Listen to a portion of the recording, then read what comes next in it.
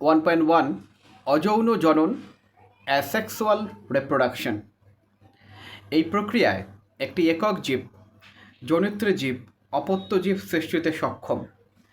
এর ফলে যে অপত্য জীবগুলোর সৃষ্টি হয় এরা কেবলমাত্র একে অপরের সমরূপই হয় না, এরা জনিত্রী জীবেরও অনুরূপ হয়।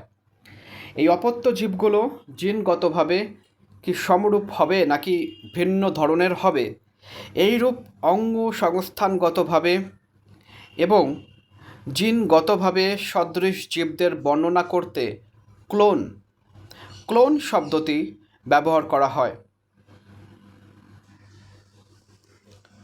চিত্র: এককোষী জীবে কোষ বিভাজন প্রক্রিয়া। ক. ইস্টে কোরকোদ্গম প্রক্রিয়া, জনিত্রী কোষ, মুকুল। খ.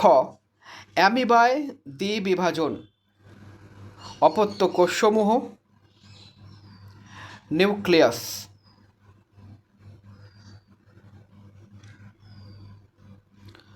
চলো আমরা দেখি বিভিন্ন গোষ্ঠীর সজীব বস্তুর মধ্যে অযৌন জনন কতটা বিস্তৃতভাবে দেখা যায়।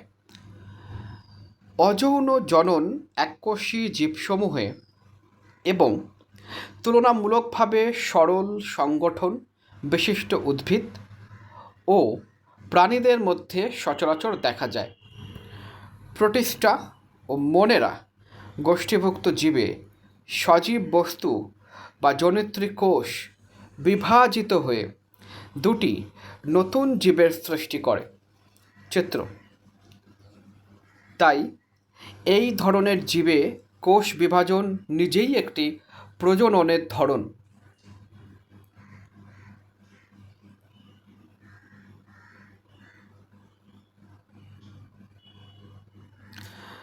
চিত্র: অযৌন জননে অংশগ্রহণকারী গঠনসমূহ।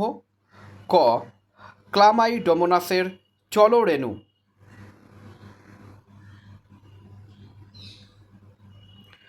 খ. পেনিসিলিয়ামের কনিডিয়া।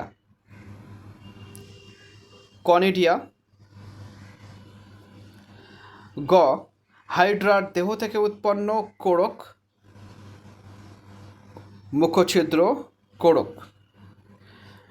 ঘ. স্পঞ্জে গমিউলস।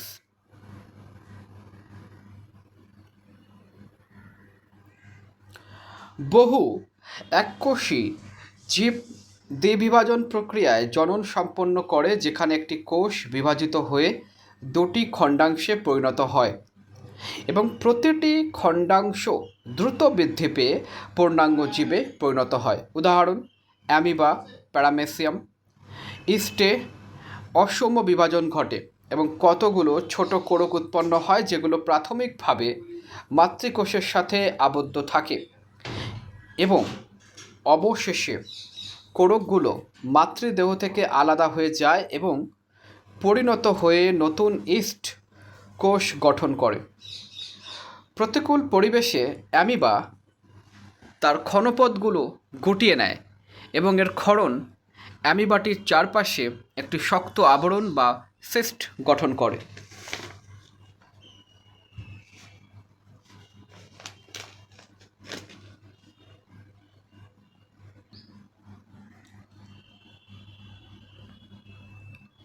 এই ঘটনাটিকে এনসিস্টেশন বলা হয়।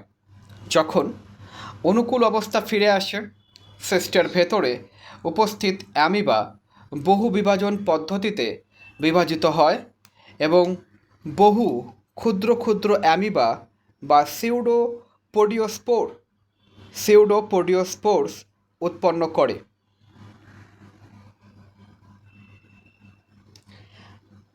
ইতিমধ্যে সিস্টের প্রাচীরটি ভেঙে যায় এবং রেণুগুলো চতুষ্পার্শ্বস্থ মাধ্যমে বেরিয়ে আসে এবং এরা বৃদ্ধি পেয়ে অ্যামিবা গঠন করে। এই ঘটনাকে স্পোরোলেশন বলে।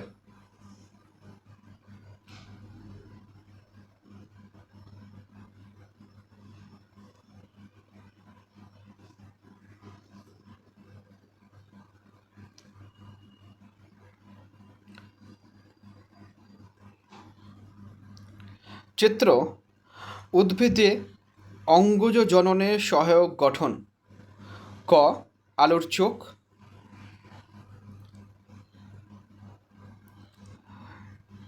চোখ আলুর অঙ্কুরনশীল চক্ষু মুকুলসমূহ। খ. আদার গ্রন্থিকাণ্ড সমূহ। পর্ব মুকুল অস্থানিক মুকুল। গ. এগেপ। এগেপ।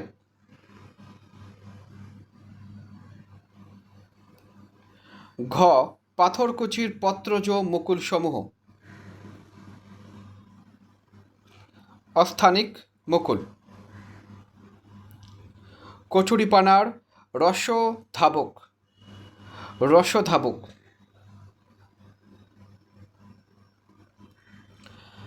ছত্রাক রাজ্যের সদস্য এবং শৈবালের মতো সরল উদ্ভিদগুলো বিশেষ অযৌন জননে সহায়ক গঠনসমূহের মাধ্যমে জনন কার্য সম্পন্ন করে। চিত্র। এই সকল গঠনগুলোর মধ্যে সবচেয়ে পরিচিত গঠনটি হল চলরেণু জুস্পোর, যেগুলো সাধারণত আণুবীক্ষণিক সচল গঠন বিশিষ্ট হয়। অন্যান্য পরিচিত অযৌন জননে সহায়ক গঠনগুলো হল কনিডিয়া পেনিসিলিয়াম, কোরক হাইড্রা এবং গ্যামিউলস স্পঞ্জ। একাদশ শ্রেণীতে তোমরা উদ্ভিদের অঙ্গজ জনন সম্পর্কে জেনেছ। তোমরা কি মনে করো অঙ্গজ জনন এক ধরনের অযৌন জনন? তোমরা কেন এরকম মনে করো? অঙ্গজ জননের মাধ্যমে সৃষ্ট অপত্য জীবদের ক্ষেত্রে ক্লোন পরিভাষাটি প্রযোজ্য হয় কি? যদিও প্রাণীকুল এবং অন্যান্য সরল জীবদের ক্ষেত্রে অযৌন জনন পরিভাষাটি দ্ব্যর্থহীনভাবে ব্যবহৃত হয়, তবে উদ্ভিদের ক্ষেত্রে অঙ্গজ জনন পরিভাষাটি বারংবার ব্যবহৃত হয়। উদ্ভিদের ধাবক রানার, গ্রন্থিকাণ্ড রাইজোম, ভূ নিম্নস্থ ধাবক স্যাকার, স্ফীতকন্দ টিউবার, রসধাবক অফসেট, কন্দ বাল্ব এর মতো অঙ্গজ জননের এককগুলো সবই নতুন অপত্য জীব সৃষ্টিতে সক্ষম হয়। চিত্র। এইগুলোকে অঙ্গজ জননে সহায়ককারী গঠন বলে, যেহেতু এই গঠনগুলো সৃষ্টির জন্য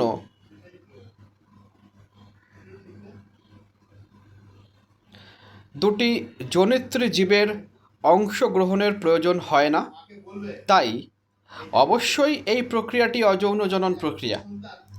কিছু জীবের ক্ষেত্রে যদি জীবদেহটি ভেঙে গিয়ে সুস্পষ্ট খণ্ডকে পরিণত হয়, তবে প্রতিটি খণ্ড বৃদ্ধি পেয়ে অপত্য জীব সৃষ্টিতে সক্ষম পূর্ণাঙ্গ জীবে পরিণত হবে। উদাহরণ হাইড্রা। এই প্রক্রিয়াটিও অযৌন জননের একটি ধরন এবং একে খণ্ডীভবন ফ্র্যাগমেন্টেশন বলে। তোমরা অবশ্যই জলাশয়ের ক্ষতি সৃষ্টিকারী বস্তু বা বাংলা ত্রাস টেরর অফ বেঙ্গল সম্পর্কে শুনেছ। এটি জলজ উদ্ভিদ কচুরিপানা ছাড়া আর কিছুই নয়, যা স্থির জলে সবচেয়ে বেশি বৃদ্ধি পায় এমন একটি আগাছা। এটি জল থেকে অক্সিজেন অপসারণ করে, যার ফলে মাছের মৃত্যু ঘটে। তোমরা অধ্যায় 13 এবং 14তে এই সম্পর্কে আরও বিস্তৃতভাবে জানবে। তোমরা এটা জেনে মজা পাবে যে এই উদ্ভিদটিকে তার সুন্দর ফুল পাতার আকৃতির জন্য ভারতবর্ষে আনা হয়েছিল, যেহেতু এই উদ্ভিদটি অত্যন্ত দ্রুত হারে অঙ্গজ জনন করতে পারে এবং খুব অল্প সময়ের মধ্যে সমগ্র জলাশয়ে ছড়িয়ে পড়ে, তাই এদের থেকে নিস্তার পাওয়া অত্যন্ত কঠিন। তোমরা কি জানো আলু, আখ, কলা, আদা, ডালিয়ার মতো উদ্ভিদগুলো কীভাবে চাষ করা হয়? আলুর মুকুল, যাদের চোখ বলা হয়, থেকে উদ্গত কলা এবং আদার গ্রন্থিকাণ্ড থেকে উদ্গত ক্ষুদ্র উদ্ভিদগুলোকে দেখেছ কি?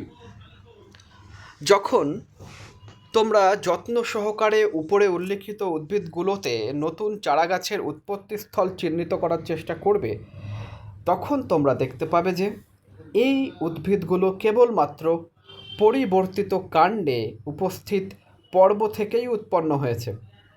যখন এই উদ্ভিদের দেহস্থিত পর্বগুলো নোডস, ভেজা মাটি অথবা জলের সংস্পর্শে আসে, তখন এই অংশগুলো থেকে মূল উৎপন্ন হয় এবং নতুন উদ্ভিদের সৃষ্টি হয়। একইভাবে পাথরকুচি, ব্রায়োফাইলাম পাতার পত্র কিনারায় উপস্থিত খাঁজগুলো থেকে অস্থানিক মুকুল উৎপন্ন করে। এই ধরনের উদ্ভিদগুলোর বাণিজ্যিক উৎপাদনের জন্য বাগানের মালি এবং কৃষকরা উদ্ভিদের এই ক্ষমতাটিকে পুরোপুরি কাজে লাগিয়েছে। উল্লেখ করার মতো বিষয়টি হলো এই যে অপেক্ষাকৃত সরল দেহ সংগঠন বিশিষ্ট সজীব বস্তুতে অযৌন জনন হলো জনন কার্য সম্পাদন করার একটি সাধারণ পদ্ধতি। উদাহরণস্বরূপ, প্রতিকূল পরিবেশ শুরু হওয়ার ঠিক পূর্বে শৈবাল ও ছত্রাকের মতো জীব যৌন জনন পদ্ধতিতে জনন কার্য সম্পন্ন করে। প্রতিকূল পরিবেশ চলাকালীন সময়ে যৌন জনন কীভাবে এ সমস্ত জীবদের বেঁচে থাকতে সাহায্য করে তা খুঁজে বের করো। এইরূপ পরিস্থিতিতে যৌন জনন বিশেষ সুবিধাজনক কেন? উচ্চ শ্রেণীর উদ্ভিদেরা অযৌন, অঙ্গজ এবং যৌন জনন এই দুটি পদ্ধতিতেই জনন কার্য সম্পন্ন করে। অপরদিকে বেশিরভাগ প্রাণীরাই কেবলমাত্র যৌন জনন পদ্ধতিতে জনন কার্য সম্পন্ন করে।